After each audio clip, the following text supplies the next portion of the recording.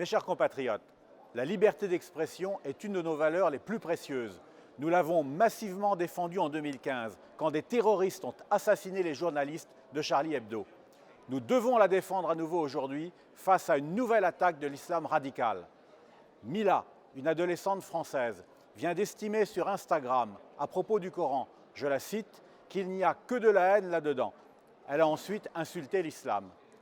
Quelle que soit la vigueur de ces propos, avec lesquels on est évidemment libre de ne pas être d'accord, il faut rappeler avec force qu'elle a le droit de les tenir.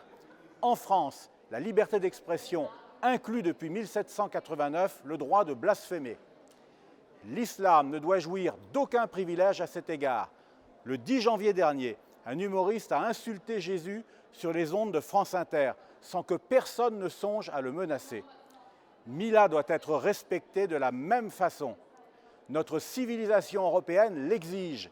La Cour européenne des droits de l'homme s'en est faite la fidèle interprète quand elle a déclaré, dans son célèbre arrêt Handyside de 1976, que la liberté d'expression vaut aussi pour les idées qui choquent, heurtent ou inquiètent.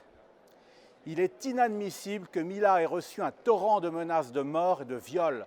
Ces menaces sont si inquiétantes que cette jeune lycéenne se retrouve aujourd'hui déscolarisée par l'Éducation nationale. Le rectorat a décidé de l'isoler pour assurer sa sécurité.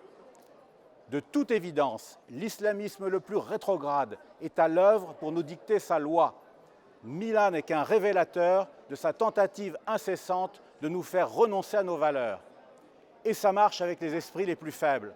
Le président du Conseil français du culte musulman a déshonoré son institution en estimant que Mila avait bien cherché ce qui lui arrive. Ségolène Royal n'a guère été plus brillante en lui reprochant son manque de respect. Mais le pire a été atteint par Madame Belloubet, pourtant professeure de droit et ministre de la Justice, qui n'a rien trouvé de mieux à faire qu'à s'acharner sur elle en l'accusant d'avoir violé la liberté de conscience. 5 intellectuels connus, parmi lesquels Elisabeth Badinter et Marcel Gauchet, viennent heureusement de sauver l'honneur du pays en dénonçant dans l'Express du 1er février ces réactions étonnantes qu'ils qualifient à juste titre de lâcheté. C'est maintenant que nous devons réagir à leur exemple. C'est maintenant que nous devons rappeler l'attachement profond que nous portons à nos valeurs. La liberté d'expression est menacée par notre pire ennemi, avec le Rassemblement national, avec tous les Français qui refusent la soumission, déclarons-lui la guerre. L'islamisme ne passera pas.